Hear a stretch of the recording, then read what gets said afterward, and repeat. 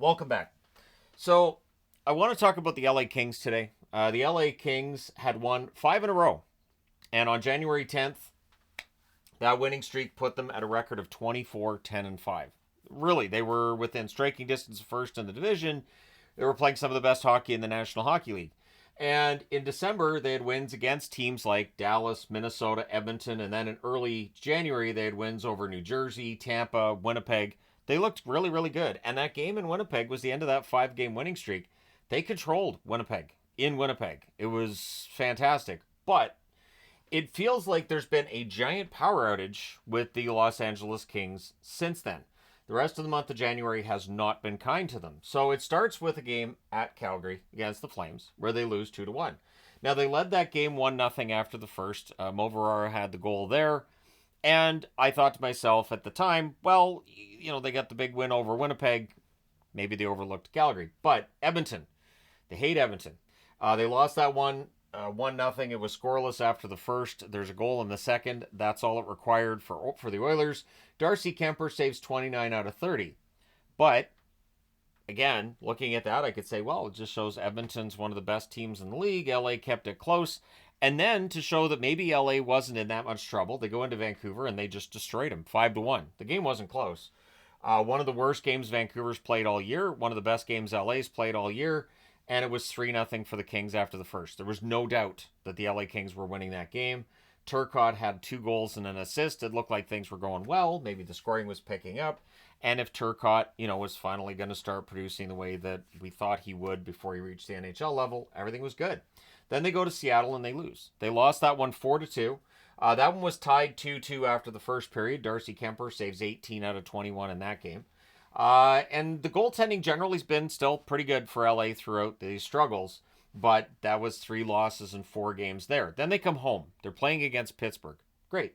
So they lost 3 out of 4 on the road there to end out that road trip, but I mean, those are pretty good teams outside of maybe Seattle. And again, Vancouver's had their struggles, but you can see a good roster there. And playing against Pittsburgh, this is a game they should win. They lost 5-1. They trailed 2-0 after the first. They never really got back into it. Let me just go ahead and... no. I spelled Kempe totally wrong. I basically mixed Kempe and Kemper, and I created a brand new hybrid of the two. So Kempe had the goal in that one, but it's a 5-1 loss against Pittsburgh. You can't have that. But they bounced back in the next game. They won 2-1 against Florida. They trailed that one 1-0 after the second. There was a lot of talk about how Florida's lights out in the third period if they're up after 2, so the Kings beat them. And that featured Hellenius with his first National Hockey League goal. So things were good again. They had won now, 2 out of 7. I mean, it's not a fantastic run, but things could definitely have been worse, and they had that nice win over Vancouver. They did beat Florida, but then they go out on the road. It starts with a loss in overtime against Columbus 3-2. And that one was tied after 1. They never led that game. They never had a lead. They were always chasing it.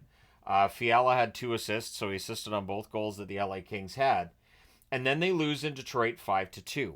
That one they led 2-0 in the first period, and then Detroit scores 5 straight goals to beat them. Darcy Kemper, 23 saves on 27 shots. And then the 2 most recent games, both shutout losses for the LA Kings.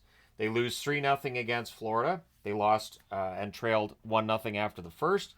Kemper saves 36 out of 38. And then last night, they lose against Tampa, 3-0, same score. They trailed 1-0 after the first again. And once again, their goaltender gives them a chance to stay in the game. Riddick saves 30 out of 32. So what we're seeing here is just a complete and total power outage by the LA Kings. They've scored 4 goals in their last 4 games now. And this is the trick, where when you play that defensive style of hockey when you're winning, it's not necessarily pretty. It's not necessarily great hockey to watch. But as a fan, if your team's winning these games, you can say, well, wasn't pretty, but we won. Because we're all part of the team, right? We say we. But if you lose, you're like, this isn't entertaining or successful. And you can't have both of those things. You can have entertaining and not successful. You can have successful and not entertaining, but you can't have not entertaining or successful. Now, the month of January and the stats these players have put up really illustrates just how deep these struggles run. Kempe, 13 games, 7 goals, 2 assists, 9 points. He's their leading scorer this month. 7 goals in 13 games is good. And Kempe is honestly playing really, really well, I think.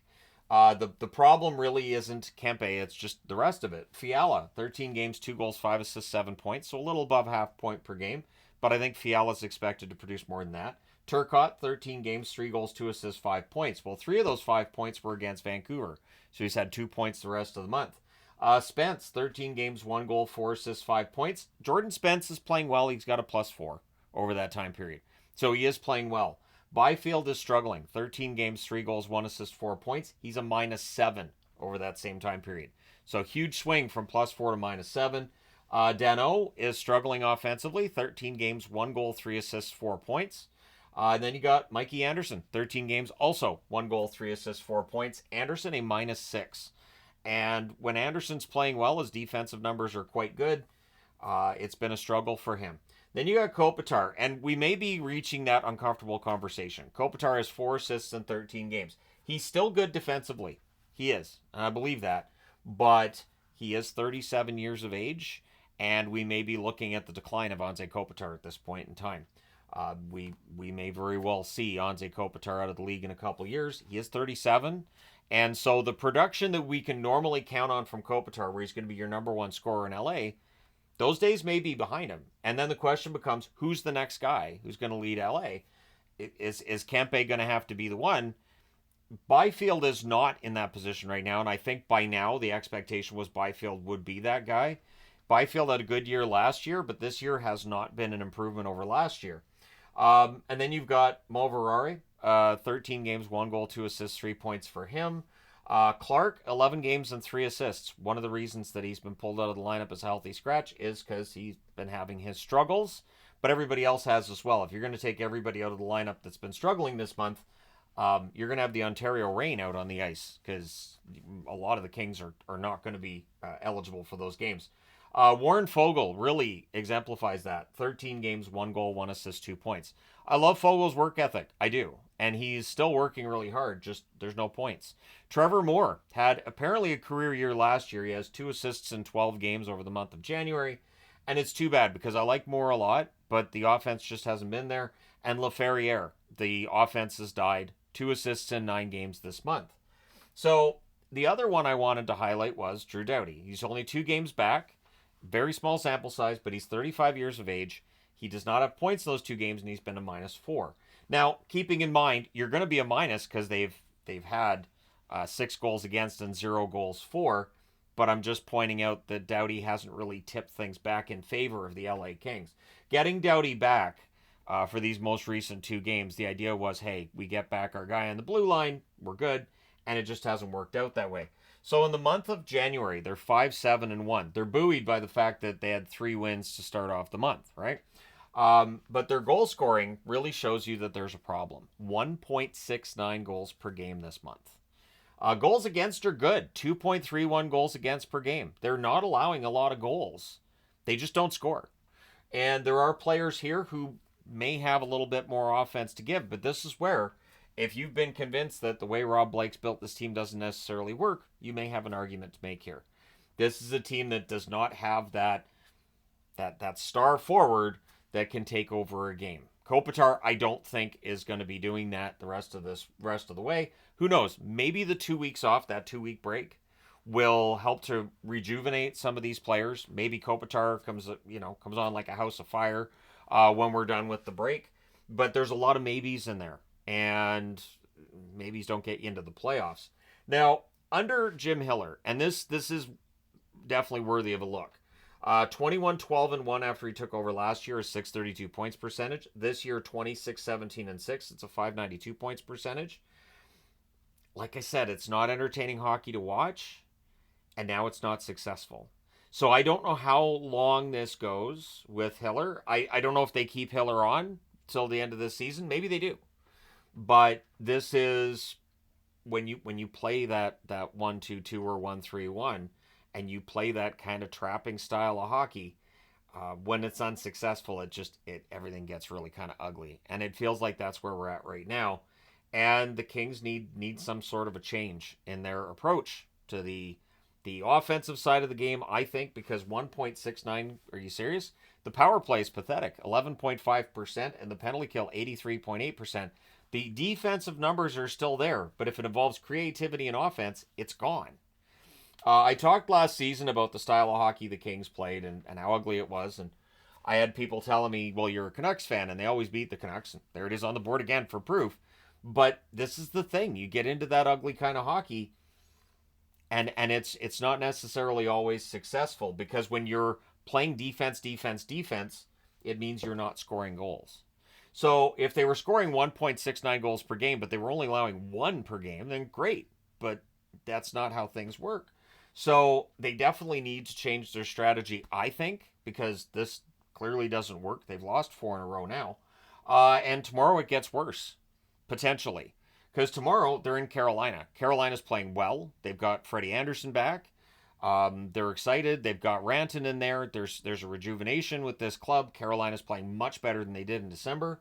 Then on Wednesday, they come home and they play against Montreal. Montreal's fallen off. Montreal, quite the run they had for about a month there, but over the last, week and a half, Montreal has started to fall back. And that happens. You're going to have those surges. So maybe the LA Kings, after a long road trip, they come home and play against Montreal. Maybe they get the win there. But then it doesn't get easier, because on Friday, the 7th of February, they're playing at home against the Dallas Stars. Dallas has been much better on the road lately than they were earlier in the season. And then there's a back-to-back in there. On Saturday, they're playing at home against the Anaheim Ducks. And Anaheim has been decent. They lost last night against Calgary, but Anaheim's been decent lately. If you don't bring your A game, they absolutely can beat you. So the LA Kings find themselves in tough, because at this point they've gone from being a secured top 3 team looking above them to now they're having to look beneath them, because Calgary is getting closer. Vancouver, with 3 wins in a row and the fact they've lost 4 in a row, well, math tells you Vancouver's getting closer. And so the Kings' position in the playoffs is now in question, whereas just a few weeks ago it looked like that's not going to be a problem. They've won 5 in a row. They're up near the top of the division. This is how quickly things can change in the National Hockey League. So let me know your thoughts. How do you think the Kings should go about fixing this? Is it a coaching problem? Is it a skill issue? And if it's a skill issue, does that mean that then the blame falls back at the feet of Rob Blake? Let me know your thoughts in the comment section below, as always. Don't forget to hit like and subscribe in the event you may not have done so already. Thank you guys so much for all your support, as always. I will talk to you again soon.